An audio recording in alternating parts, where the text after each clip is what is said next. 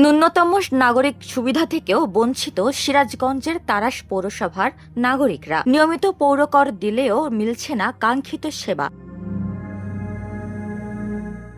ভাঙাচোরা রাস্তাঘাট, নেই কোনো বাস, সিএনজি অটোরিকশা বা রিকশা স্ট্যান্ড, ট্রাফিক ব্যবস্থা। ঘিঞ্জি হাট বাজার রাস্তাঘাটে প্রায় ঘটছে দুর্ঘটনা। সড়কবাতি না থাকায় রাতে প্রায় ঘটে চুরি ছিনতাই। সবচেয়ে বেশি ভোগান্তি পোহাতে হয় ময়লা আবর্জনা ব্যবস্থাপনা গড়ে না ওঠায়। ডাস্টবিনের অভাবে যত্রতত্র ময়লা আবর্জনা ফেলায় ছড়াচ্ছে দুর্গন্ধ ও রোগ জীবাণু। আমি তারা সরকারি বালিকা উচ্চ বিদ্যালয়ের শিক্ষার্থী। আমাদের রাস্তার সামনে একটু বৃষ্টি হলে দেখা যায় যে আমাদের গাড়িতে আসতে অসুবিধা হয় এবং পায়ে হেঁটে আসতেও অসুবিধা হয়।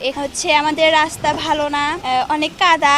পায়ে হেঁটে আসতে হলে আমার কেস মেখে যায়, জামা মেখে যায়। পৌরসভা বলতে আমরা যেটা বুঝাই যে আসলে পৌরসভা একটা পরিচ্ছন্ন নগরী, কিন্তু আমাদের তাড়াশ পৌরসভাটা খুবই অনুন্নত। বিশেষ করে রাস্তাঘাটের এত বেহাল দশা যা বলার মতো নয়।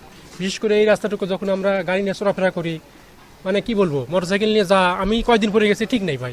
বিশেষ করে এইখানে বৃষ্টি হলে পানি বেঁধে যানজট হয়ে থাকে। দীর্ঘ সময় প্রশাসক দ্বারা পরিচালিত পৌরসভাটির ড্রেনেজ ব্যবস্থা, খেলার মাঠ, বিনোদন কেন্দ্র গড়ে না ওঠায় অপসংস্কৃতি ও মাদকে জড়িয়ে যাচ্ছে তরুণ সমাজ। বিশিষ্ট জনেরা পরিকল্পিত নগরায়নের নানা পরামর্শ দিলেও তা কর্ণপাত করছে না প্রশাসন। কাঙ্ক্ষিত সেবা নিশ্চিত না হওয়ার জন্য অনেকে দায়ী করছেন পৌর প্রশাসকের ব্যস্ততা ও অতিরিক্ত দায়িত্বের বোঝাকেও। তাড়াশের পৌর এলাকার মানুষের যেটা প্রত্যাশা, সেই প্রত্যাশা আসলে আমরা খুবই শঙ্কিত যে কেন এই কাজগুলো হলো না। তাড়াশ একটা উপজেলা সদর, এখানে কোনো ড্রেনেজ ব্যবস্থা নাই।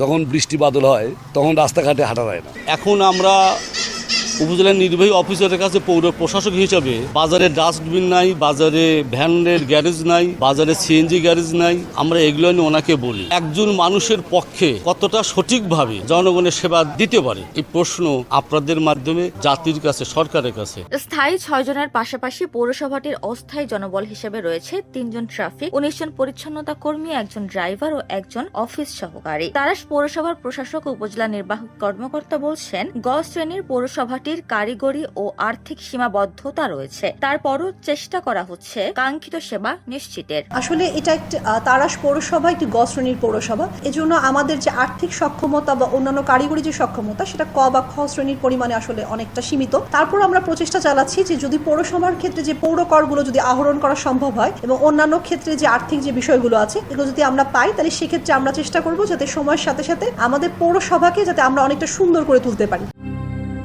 উপমা রায়, সোনালী নিউজ।